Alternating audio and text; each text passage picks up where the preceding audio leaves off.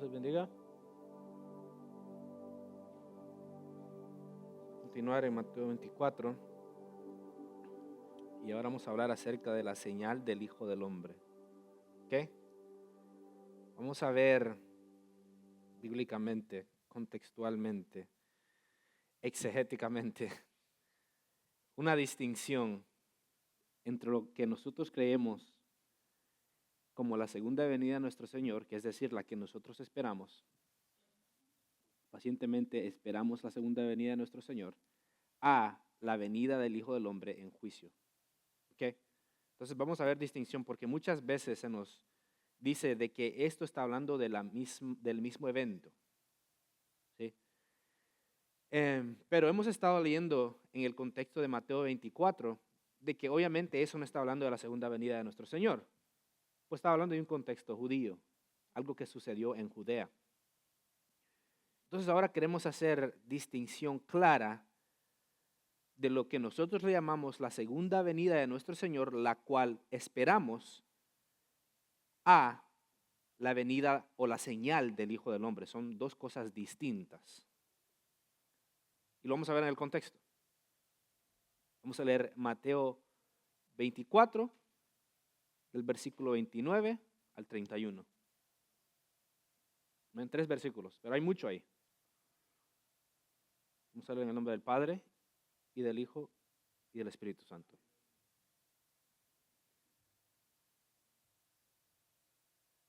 Versículo 29. E inmediatamente después de la tribulación de aquellos días, el sol se oscurecerá. Y la luna no dará su resplandor, y las estrellas caerán del cielo. Ya veo a la hermana, ya bien atenta. Y las potencias de los cielos serán conmovidas. Entonces aparecerá la señal del Hijo del Hombre en el cielo. Y entonces lamentarán todas las tribus de la tierra y verán al Hijo del Hombre viniendo sobre las nubes del cielo con poder y gran gloria. Y enviará a sus ángeles con gran voz de trompeta y juntarán a sus escogidos desde los 4 vientos, desde un extremo del cielo hasta el otro. 3 versículos. Ahora, inmediatamente eso suena súper futurista, porque está hablando de la venida de Jesús sobre las nubes, y muchas veces decimos que esa es la segunda venida de nuestro Señor. Pero veamos de qué está hablando el texto, veamos el lenguaje, a qué se refiere, porque este lenguaje no es nuevo, es viejo, se usa en el Antiguo Testamento. Empecemos. Versículo 29, e inmediatamente después de la tribulación de aquellos días, el sol se oscurecerá. Ahora, inmediatamente después de la tribulación, ¿cuál tribulación? En el contexto de Mateo 24, ¿cuál fue la tribulación que sucedió en Judea? La invasión de Roma. La invasión de Roma, la destrucción del templo, la hambruna que pegó en Judea. Dice, inmediatamente después de la tribulación de aquellos días, el sol se oscurecerá. ¿Okay? Entonces ahí empezamos ya a ver el tiempo y los eventos en línea. No dice a lo lejos después, 2000 años después de aquella tribulación. No, dice inmediatamente después de la tribulación de aquellos días, el sol se oscurecerá. Y la luna no dará su resplandor y las estrellas caerán del cielo. Mire qué lenguaje tan apocalíptico. ¿Sí? Y las potencias de los cielos serán, ¿qué? Conmovidas. Ahora, le digo que este lenguaje no es nuevo. Este mismo lenguaje se usa en el Antiguo Testamento. Vamos al profeta Joel en su capítulo 3, versículo 15. Díganme si no es idéntico al lenguaje. El sol y la luna, ¿qué? Oscurecerán, y las estrellas retraerán su resplandor. Pero Jehová será la esperanza de su pueblo y la fortaleza de los hijos de Dios. Y Jehová rugirá desde Sión y dará su voz desde Jerusalén, y temblarán los cielos y la tierra. Entonces el sol se oscureció. Espera, ahí no, todavía no. Aquí estamos. Ok, ahí termina. Ahora, ven que el lenguaje es idéntico. Joel usa el mismo tipo de lenguaje hablando de oscuridad, de que las estrellas no van a dar luz, la luna no va a dar luz. Está hablando de un lenguaje que tiene que ver con juicio. Entonces todavía continúa el mismo contexto. Mateo 24 está hablando de lo mismo, porque está hablando del lenguaje judicial. ¿Sí? Ahora, aquí vemos que esto todavía continúa hablando del juicio que va a caer sobre los judíos que rechazan o rechazaron al Mesías. Ahora, ya vimos el lenguaje bíblico en el Antiguo Testamento. Ahora veamos el contexto histórico. ¿Qué dicen los historiadores de ese tiempo? Como el historiador Tácito en el primer siglo. Le digo que este varón no era cristiano. Entonces, él no tiene por qué tratar de hacer encajar la historia con la Biblia, pues no era cristiano, no le importaba. Él solo narraba lo que sucedía en ese tiempo. Era un historiador. Mire lo que dice el historiador. Entonces el sol se oscureció de repente y los 14 distritos de la ciudad fueron alcanzados por un rayo. ¿Ok? Dice que los 14 distritos de Roma se oscurecieron inmediatamente, de repente, y sorprendió al Imperio Romano. Cuando habla de los 14 distritos, está hablando del Imperio Romano en total, porque eran 14 distritos. Y él dice que eso sucedió en el primer siglo, que se oscureció todo el Imperio Romano en el primer siglo. ¿Ok? Entonces, el contexto histórico, el contexto del Antiguo Testamento, todos nos relatan algo similar. De que esto está hablando de un juicio que le va a caer al pueblo judío que rechazó al Mesías. Y a causa de eso se va a esparcir en todo Roma ese juicio. Todo encaja perfectamente. No hay que tratar de adivinar, pues la historia verifica la profecía bíblica. ¿Ok? Ahora, por eso decimos que esta es distinción entre la segunda venida que todavía esperamos y la venida que sucede por medio de juicio. Es muy distinto.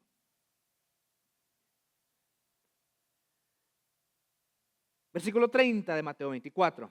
Aquí está. Ahora, quiero hacer un énfasis aquí.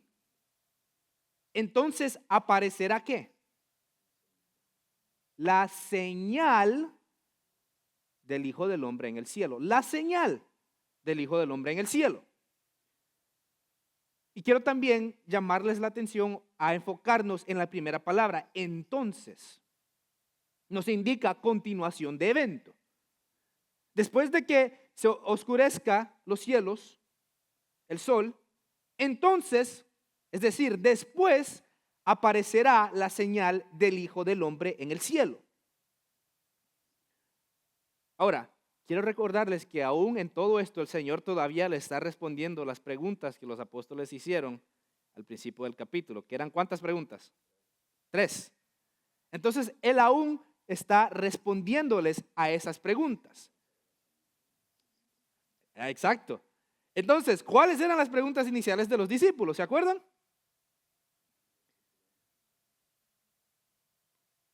¿Y qué señal habrá de tu venida y del fin del siglo? Entonces, ahora le está respondiendo ¿a cuál pregunta? A la segunda pregunta. ¿Sí? A esa señal, a la señal de tu venida. Entonces, esa es la pregunta que él está contestando. Ahora, si entendemos eso, continuamos con el exégesis en el versículo 30. Entonces, aparecerá la señal del Hijo del Hombre en el cielo. Aparecerá la señal. Ahí está la respuesta. ¿Qué aparecerá? La palabra señal es semión, que tiene que ver con milagro, prodigio o señal. Es algo sobrenatural que va a ser visto en los cielos. ¿Ok? Algo sobrenatural. Algo fuera de lo normal que va a ser una señal del Hijo del Hombre en los cielos. ¿Sí? Un prodigio que va a sorprender a la gente que lo vea. ¿Verdad? Y entonces lamentarán todas las tribus de la tierra. Y aquí está, miren. Frase famosa. Y verán al Hijo del Hombre viniendo sobre las nubes del cielo con poder y gran gloria. Ahora, cuando leemos eso, le estaba diciendo a Irving otra vez, que cuando vemos eso, inmediatamente imaginamos a, ¿cómo se llama ese que parece a Goku sobre las nubes con una cola así, flotando sobre las nubes? Es decir, imaginamos inmediatamente que el Señor va a andar con una nube flotando y todos lo van a ver porque va a andar flotando con una nube. ¿Sí? Pero les quiero recordar que ese lenguaje se usa en el Antiguo Testamento. No es nuevo. ¿Ok? ¿Qué lenguaje está usando cuando dice que Él viene sobre las nubes? Veámoslo en Isaías 19:1. No es nuevo. Debemos de interpretar la palabra de Dios con la palabra de Dios. ¿Sí? Miren Isaías 19:1. Profecía sobre Egipto. He aquí que Jehová monta ¿qué? Sobre una ligera nube. Y entrará en Egipto y los ídolos de Egipto temblarán delante de él y desfallecerá el corazón de los egipcios dentro de ellos. Ahora, esto está hablando del juicio que Jehová trajo sobre los egipcios. ¿Sí o no? Le pregunto, ¿los egipcios vieron a Jehová flotando en una nube? ¿Nos dice eso Éxodo? ¿O está hablando del juicio que cayó sobre Egipto? Entonces este es un lenguaje metafórico. Ahora, no me quiero adelantar, pero aún así, aunque esto no necesita ser algo literal, en este entonces les voy a mostrar algo muy interesante, un evento que sí sucedió en el primer siglo. Algo que sí se vio, una señal muy sorprendente, que fue literal. Pero aún así, el texto no requiere de que esto sea una interpretación literal. ¿Por qué? Porque Isaías 19:1 ya nos ha dicho de que Jehová está sobre las nubes, monta sobre la nube, pero Egipto no lo vio literalmente montado sobre una nube. Lo que vieron fue el poder y el juicio de Dios. ¿Verdad? Nos acordamos las plagas, obviamente. Ahora, vamos a leer Mateo 24 comparándolo. Entonces aparecerá la señal del Hijo del Hombre en el cielo y entonces lamentarán todas las tribus de la tierra. Lenguaje similar. Mire la comparación entre lo que está en verde en Mateo 24 y Isaías en verde. Hijo del Hombre viniendo sobre las nubes. Mismo lenguaje. Del cielo con poder y gran gloria. Con poder y gran gloria. Juicio. Juicio apocalíptico. ¿Sí? Entonces, ese es el contexto. La escritura no requiere una interpretación literal de esta venida del Hijo del Hombre. La segunda venida, sí. Esa sí la esperamos. Pero el texto en este caso no requiere una interpretación literal. Pero aún así, hay algo muy interesante que fue recordado por Flavio Josefo. Pero antes de llegar ahí, leamos Mateo 26.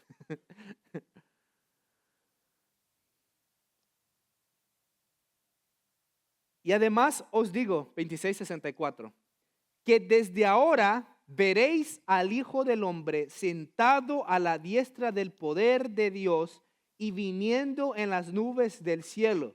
¿Quién sabe el contexto de Mateo 26? Cuando está enfrente, ¿se acuerdan la historia cuando Jesús está frente a Caifás, el sumo sacerdote, y Caifás lo está juzgando y lo golpea?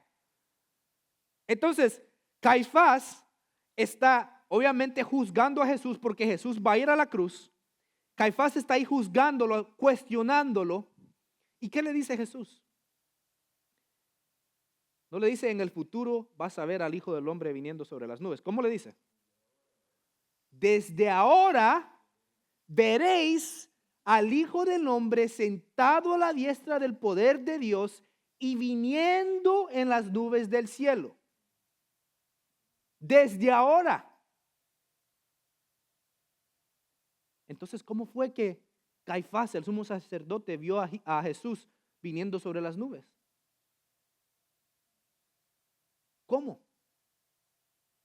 ¿O se equivocó Jesús?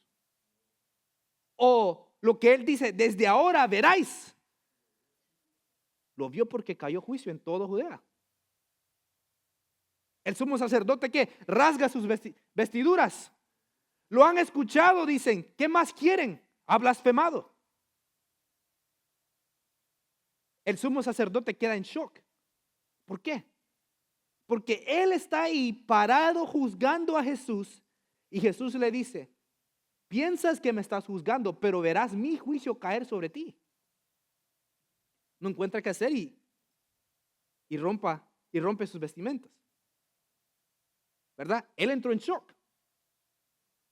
Porque él entendía el lenguaje de aquel que monta sobre las nubes celestiales. Él sabe Isaías 19:1. Jehová es el que hace eso cuando trae juicio. ¿Me estás diciendo que ahora tú tomaste la posición del juez y me vas a juzgar a mí? Eres Dios. Está blasfemando este. ¿Qué más quieren? Dice. ¿Ya lo escucharon ustedes? Es Dios. El único que va sobre las nubes es Dios. Es Jehová. Entonces sí vio al Hijo del Hombre sobre las nubes, porque vio el juicio y el poder de Dios. Eso no se debe confundir con ¿cuál? Con la segunda venida. Eso todavía lo esperamos. Esto es diferente, esto es juicio. Ahora, miren lo que dice, interesante, lo que dice Flavio Josefo, el historiador, que ese no era cristiano, así que a él no le importaba tratar de alinear la historia con la Biblia, porque él no era cristiano. Él solo anotaba lo que sucedía, porque era un historiador. Además de esto, pocos días después de aquella festividad, el 21º día del mes de Artemisius, apareció un fenómeno prodigioso e increíble. Supongo que el relato del mismo pareciera una fábula. Dice, sucedió algo tan sorprendente que parece una fábula, que parece como que alguien lo inventó, dice. De no haber sido narrado por quienes lo presenciaron. Y de no haber sido los acontecimientos que le siguieron de una naturaleza tan trascendental como para merecer tales que señales. Miren, pues antes de la puesta del sol se vieron carros y tropas de soldados ataviados con sus armaduras, desplazándose entre las nubes y rodeando las ciudades. En el primer siglo, dice Flavio Josefo que la gente vio carros en las nubes rodeando a las ciudades. Entonces, ¿sí vieron una señal o no? ¿Vieron un milagro? Y la gente contaba de esto, que sí había sucedido. ¿Sí? Y eso que era una declaración de juicio sobre esas ciudades. ¿Verdad? Entonces, ahí vemos que la historia está de acuerdo con lo que la Escritura dice. Perfectamente. Ahora, no malinterpretemos de que la segunda venida ya sucedió. Ya voy a clarificar otra vez. Esto es muy diferente a la segunda venida. La señal de la venida del Hijo del Hombre es una venida que tiene que ver con juicio. La segunda venida es lo que nosotros esperamos. Sí. Y el mundo entero. Eso no ha sucedido. Pero aún así vemos en el contexto de que pues Cristo es poderoso y que vino en juicio y destruyó a sus enemigos. ¿Sí? Bíblicamente lo vimos. Versículo 31, enviará a sus ángeles con gran voz de trompeta y juntarán a sus escogidos desde los cuatro vientos, desde un extremo del cielo hasta el otro. Ahora, en Apocalipsis se habla de los mártires que murieron por la fe. Y le digo que el Señor sí juntó a sus escogidos, porque murieron por la fe. Y ahora están en los lugares celestiales con Cristo. Sus escogidos sí vencieron. Exacto. Entonces sus escogidos están en los lugares celestiales. Sí vencieron y sí fueron llevados a los lugares celestiales. ¿Sí? Nosotros vamos para ahí pronto. Esperamos, eso esperamos. Pero sí, eso es el contexto, 3 versículos de Mateo 24. Yo sé que tal vez suena muy diferente a la escatología que es muy popular en nuestras culturas,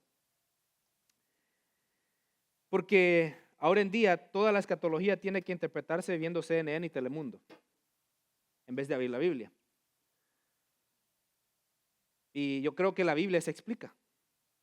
En contexto, ella misma revela la verdad. No es un rompecabezas, es palabra de verdad. Y dice la Escritura que el Espíritu Santo nos va a llevar a toda la verdad por medio de su palabra. ¿Sí? Entonces es muy diferente tal vez a lo que hemos escuchado. Pero yo creo que la evidencia bíblica es demasiada. ¿Sí? Para ignorarla. No se puede ignorar. Pero sí, no sé qué piensan.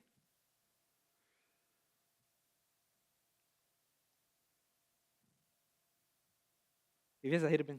Estás riéndote ahí. ¿Ah? ¿Qué piensas, Irving? ¿Ah? ¿Todo bien?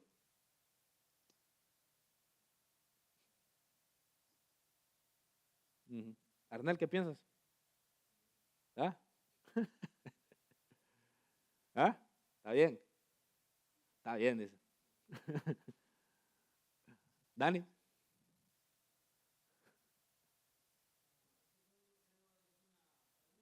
Sí, sí,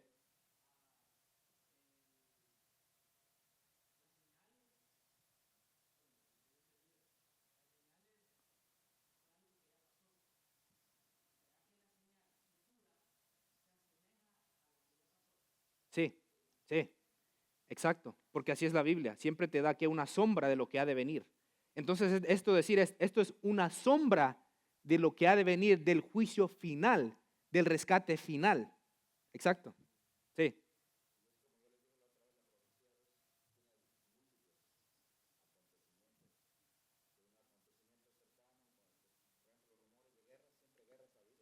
sí,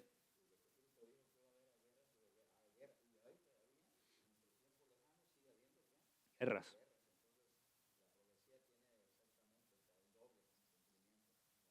Sí, hay una sombra y apunta a algo mayor, ¿sí? A una venida de nuestro Señor aún más gloriosa, ¿sí?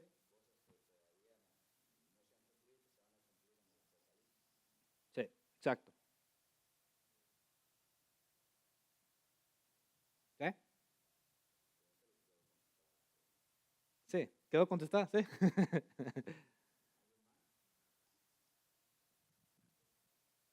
Manuel, ¿está bien todo? Hermanos, ¿qué piensan? ¿Está bien todo, hermana? Interesante.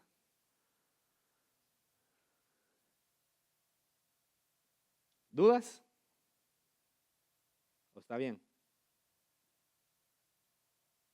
Pues si hay dudas hay que preguntar y podemos tal vez dar respuestas. Sí se puede. Tratar. Si las hay, pues si no hay, pues no se puede.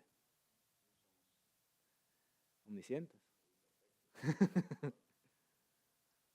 ¿Sí? Pero sí se ve la diferencia entre la venida en juicio y la segunda venida, ¿no? Algo que es futuro y más glorioso y más grande. ¿Sí?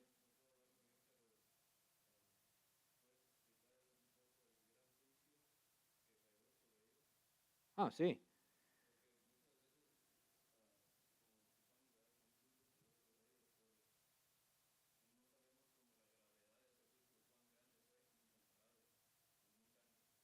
Sí. Eh, para recalcar lo que habíamos mencionado, mencionamos la hambruna que cayó en toda Judea, ¿sí? Que las madres se comían a sus propios bebés, que los ladrones esperaban para que las madres tuvieran a sus bebés para llegar a robarse al bebé y comérselo, y peleaban por sus bebés para comérselo. Tan sanguíneo que eran ciertos lugares, que costaba encender fuegos, y que los romanos, cuando se cortó la vida en todo Judea, los ponían en árboles para encender las luces de la calle. Em, Tanto dice la historia que fueron cientos de miles de judíos que fueron o matados a espada, o murieron de hambruna, o enfermedades. Y de por veces dice que los romanos llegaban a las puertas, abrían las puertas, y ellos llegaban a invadir y a matar a las familias, y cuando abrían ya estaban todos muertos, y solo esqueletos, solo pellejo, porque habían muerto de hambre. Dice que cerraban la puerta y se iban. Dice, esas casas no las robaban. Querían ir a las casas donde la gente todavía estaba medio moribunda para terminar de matarlos y ahí robarles. ¿Sí? Ahora, yo no he escuchado algo así tan grave en la historia de la humanidad como lo que le sucedió a Judea en el primer siglo. Hemos escuchado de tal vez más cantidad de muerte, pero no de ese tipo de tortura que sucedió en Judea. No se compara. Fue horrendo. ¿Sí? ¿Y se acuerdan en Mateo 24 qué dice el Señor? Que oren para que no estén, ¿qué? Embarazadas cuando les toque huir. O en invierno, en el día sábado. Y sucedió que muchas mujeres estaban embarazadas durante ese tiempo. Y algunas que querían quedar embarazadas solo para poderse comer a los bebés. Del hambre que había. Nada. Porque Roma literalmente cortó todas las rutas de comercio. No dejaba que entrara comida ni saliera comida. Es decir, rodearon a todo Judea y no dejaban que entraran. Ellos, Roma siendo inteligente, no invadieron de un solo. Cerraron todas las rutas de comercio y esperaron pacientemente hasta que los judíos se murieran ellos solos por no tener recursos. Y después llegaron cuando ya estaban súper débiles. Entonces sí fue grave, fue feo. Duró, se puede decir, como 3 a 4 décadas. 3 décadas después, ese evento más lo que sucedió después, una expansión de guerras, de hambruna, de invasiones, esos fueron los dolores que pegaron en todo el imperio. Es decir, eso duró un par de años, pero fue el principio de todos los dolores que pegaron en todo el imperio romano. Persecuciones. Y de ahí cayó la persecución a los cristianos. Sí. Pero sí. ¿Preguntas? ¿No tiene sentido?